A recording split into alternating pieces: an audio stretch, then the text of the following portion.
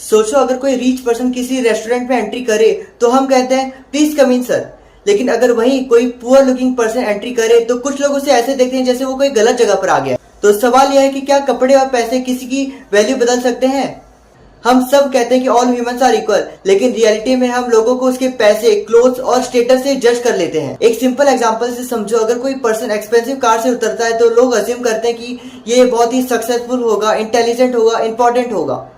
लेकिन अगर वही कोई सिंपल कपड़ों में है तो लोग बिना सोचे समझे ये अज्यूम कर लेते हैं कि इसकी तो कोई औकात ही नहीं है। और सबसे दुख की बात जानते हो क्या है? कभी कभी हम पुअर पर्सन की बातों को सीरियसली नहीं लेते, लेकिन अगर वही बात कोई रीच पर्सन करे तो हम उसे इंपॉर्टेंस देते हैं। But why? इसका रीजन है सोशल कंडीशनिंग।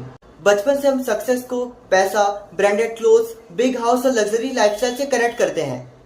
इसीलिए हमारा ब्रेन कभी कभी वेल्थ को इंटेलिजेंट और रिस्पेक्ट से ऑटोमेटिकली कनेक्ट कर देता है। लेकिन पैसा किसी इंसान का कैरेक्टर सर्टिफिकेट नहीं होता। अगर किसी इंसान के पास एक्सपेंसिव मोबाइल है तो इसका मतलब ये नहीं कि वो बेटर ह्यूमन है। अगर किसी इंसान के पास सिंपल मोबाइल है तो इसका मतलब ये भी नहीं कि उसकी ड्रीम्स और एबिलिटीज छोटे हैं। और सबसे इंपॉर्टेंट चीज, कभी हम किसी पुअर पर्सन की हेल्प करते हैं तो उसे रिस्पेक्ट देना ही भूल जाते हैं। हेल्प करना अच्छी बात है, लेकिन उसके साथ रिस्पेक्ट और डिग्निटी देना भी जरूरी है।